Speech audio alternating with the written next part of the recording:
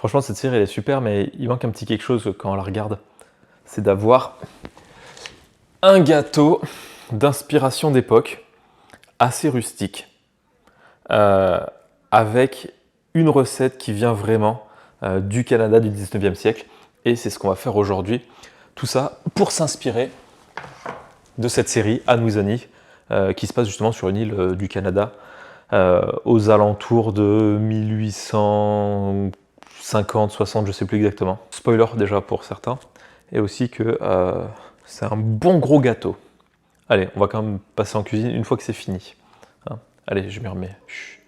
C'est super sympa de se replonger dans des recettes un petit peu d'antan, surtout que la façon d'écrire des recettes, je pense, jusqu'au XXe siècle était assez différente de ce qu'on peut avoir l'habitude de voir actuellement, où on a un type de recette où il y a la liste des ingrédients avec la masse, les volumes, tout ça, puis étape par étape, le déroulé plus ou moins précis, voire avec des photos ou même en vidéo pour avoir un peu toutes les étapes. Là, sur cette vieille recette que vous pouvez voir juste là, il y a très peu d'indications. Donc ça, c'est la version anglaise, je vais essayer de traduire au mieux, sachant qu'il y a des petites...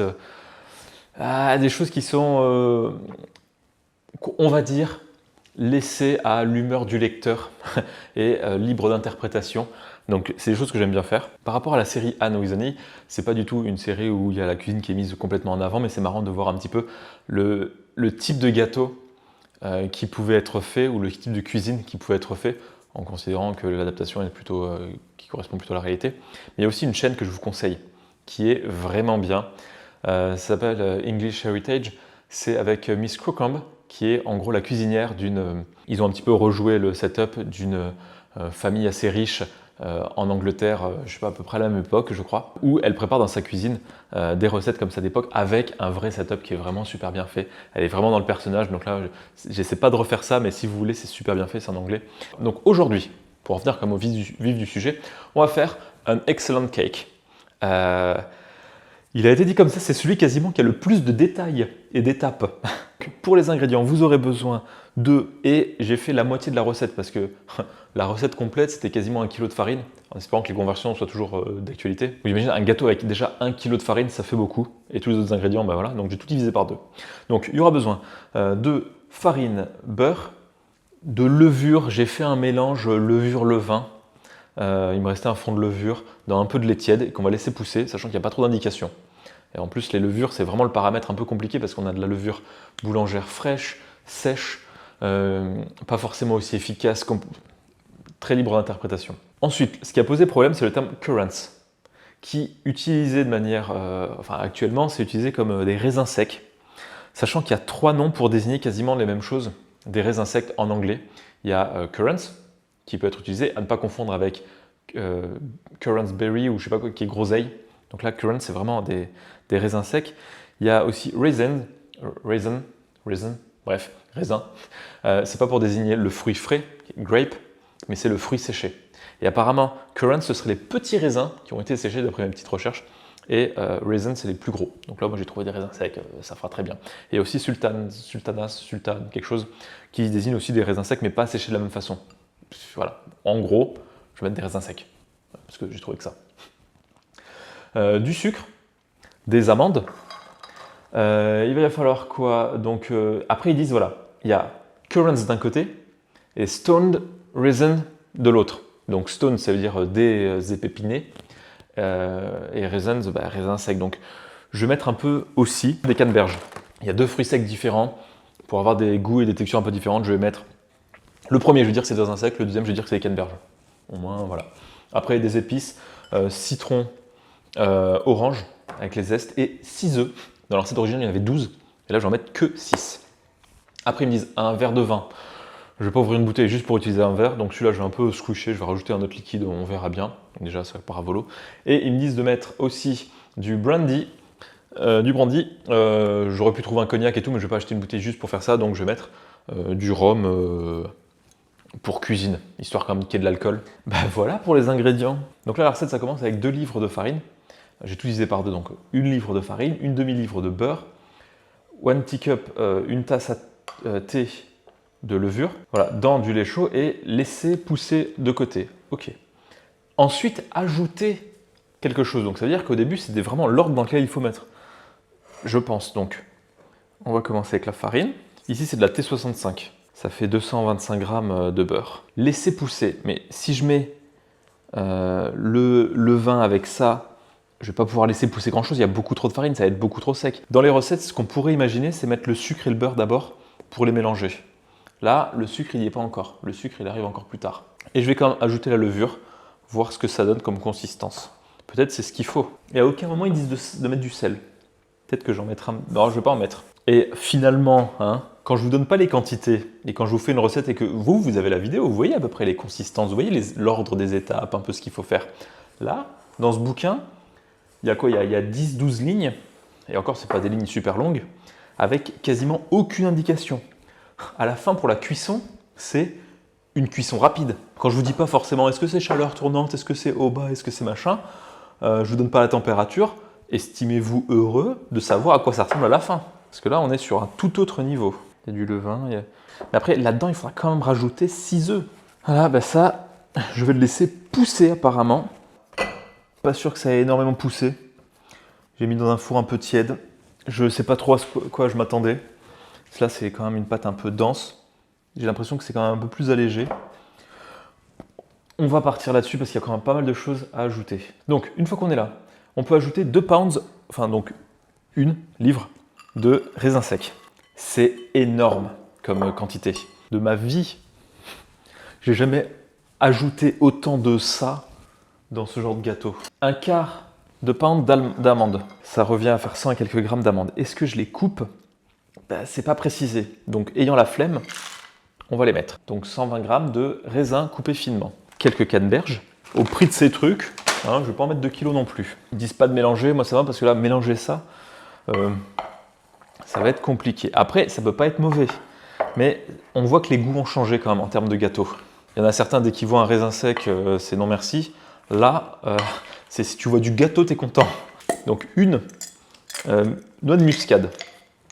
Donc, je vais peut-être pas mettre une entière. Et là, je vais pas jouer de manière bête et méchante et la mettre entière. Je vais quand même la râper. Cinnamon, donc cannelle. Combien? C'est pas dit.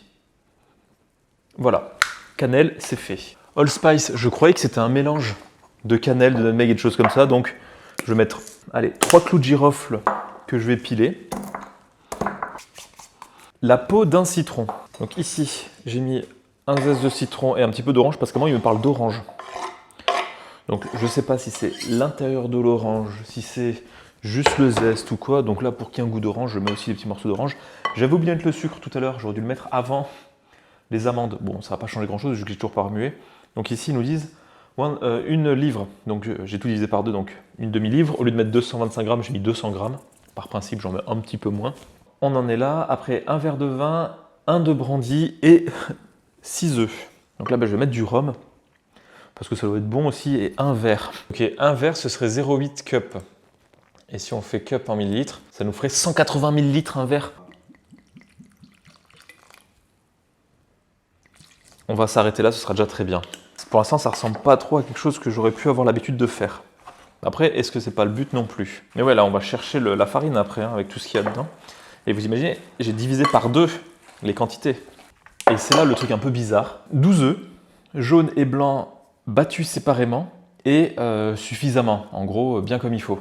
Faut y aller ouais, avec conviction. Donc là, je vais séparer les œufs, mais honnêtement, je vais pas monter les blancs en neige. Parce que quand ils disent de les battre, mince. En gros, les battre à fond, je comprends pas. Oh, qu'est-ce que je viens de faire? Bon. Voilà. Je comprends pas trop pourquoi les séparer. Parce que je vais pas monter les. Mince. Je vais pas vraiment monter les blancs en neige. Il y aurait pas trop de sens parce que là-dedans, mettre des blancs en neige, ça a servi. Je vois pas à quoi ça pourrait servir, honnêtement. Parce que, enfin, ils vont tout de suite être détruits en essayant de mélanger. Ce qu'il faudrait que je fasse, c'est que je compare. Que je fasse 2 gâteaux, mais vous imaginez, 2 gâteaux, il n'y aura plus de raisins dans le monde. Faire une comparaison vraiment avec des blancs en neige et des œufs pas battus mis directement. Mince, bon, on va s'arrêter là, je pense que c'est un signe. Pareil avec les jaunes. Et vous voyez bien comme j'aime pas gaspiller. Est-ce que je peux récupérer ça? Bon, on va quand même par principe commencer par les jaunes. sans vouloir faire de trucs clichés, des vidéos de cuisine que j'ai vues de l'époque, enfin, des reconstitutions évidemment, les gâteaux n'étaient pas connus pour leur légèreté. Mais là, je pense que je vais peut-être pas être assez liquide vu que j'ai pas mis le verre entier déjà d'alcool fort et j'ai pas mis le verre de vin. Donc, il faudrait que je rajoute. Je vais mettre un petit peu de lait parce que de toute façon, il y avait du lait. Un petit verre de lait. Bon, et après, ils disent d'ajouter orange and citron. Enfin, citron. Mais c'est pas vraiment un citron parce que citron, ce serait plutôt limone. Donc, quelle est la différence? Est-ce qu'il y a une grosse différence entre les deux? L'orange, est-ce qu'il faut mettre le jus ou pas? Bah là, je vais mettre le jus. J'ai mis le zeste, je vais mettre le jus de l'orange. Elle est petite, donc au pire. Les blancs d'œufs. Ouais, c'est clairement pas des œufs en neige. Hein. On remue bien. Là, oui, non, les œufs en neige, ça aurait pas servi à grand chose, hein, je pense, vu la densité du gâteau. J'espère que c'est pas trop liquide, au point où toute la garniture va tomber au fond. En gros, c'est un peu le problème avec ce genre de gâteau, avec les consistances. Tant que c'est épais, c'est bon. Les raisins secs, les amandes vont rester un peu de partout, mais si ça devient trop liquide, il y a moyen que tout tombe au fond. Et dernière étape de la cuisson qu'on nous dit, c'est a quick bake, donc une cuisson rapide. Là, en termes de liberté éditoriale, on est plutôt bien comme il faut. Donc là, la consistance me paraît pas aberrante. À côté de ça, j'ai mon moule à pain de mie que j'ai mis, du papier sulfurisé, ce sera peut-être plus facile à démouler vu le volume. Quick bake, je pense que ça va être long bake, hein, évidemment. Je vais mettre aux alentours de 180 et je vais mettre ça au four avec le temps de préchauffage. Comme ça, je laisserai un peu de chance aux levures de s'activer. Je sais pas trop. Parce que là, peut-être qu'il faudrait que je mette directement dans un feu fort, mais j'ai peur dans un feu fort directement que l'intérieur reste froid et pas cuit. Donc voilà, donc 180 et on regarde. Et bien à l'époque, il devait avoir le temps. Parce que là, honnêtement, ça a pris quasiment 2 heures à cuire. Bon, ok, il était volumineux. Peut-être qu'il le faisait dans un truc beaucoup plus fin, mais je vois pas comment on aurait pu faire quelque chose de beaucoup plus rapide. J'aurais presque envie de mettre un petit sirop de sucre dessus. Pour rester dans le thème, là, j'improvise, mais je vais mettre un petit peu de rhum, du sucre d'époque, pour avoir un peu de brillant. J'ai jamais fait ça. Hein. Souvent, ma belle-mère met de l'alcool dans ses gâteaux. Là, je pense que ça pourrait lui plaire. Est-ce que ça se démoule facilement?